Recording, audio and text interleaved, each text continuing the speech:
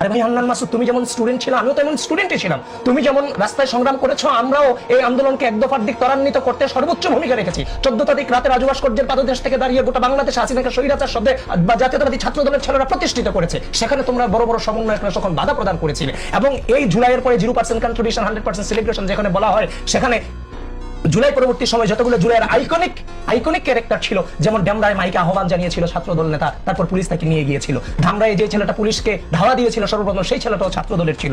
ওভারব্রিজে পতাকা উত্তোলন করেছিল, সেই ছেলেটা ছাত্রদলের ছিল। পুলিশের গাড়িতে উঠে গিয়ে পতাকা উত্তোলন করেছিল, সেটাও ছাত্রদলের ছিল। যে আইনজীবী সামনে দাঁড়িয়ে হাত দিয়ে বলেছিল আমাকে নিয়ে যান, আমার স্টুডেন্টদেরকে ছেড়ে দেন, সে মাহমুদ্দিন খোকন বিএনপির ছিল। এবং ঢাকা বিশ্ববিদ্যালয়ের বর্তমান ভিসি উবাইদ স্যার সেদিন সেখানে সামনে দাঁড়িয়ে স্টুডেন্টদের রক্ষা করেছিল।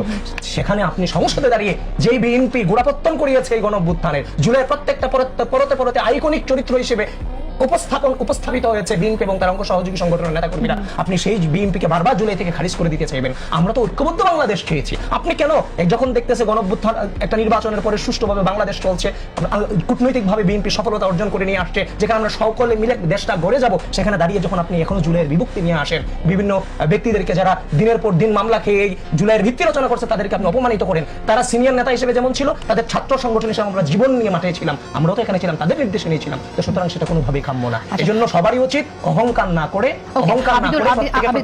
ধন্যবাদ। আবারও আসবো।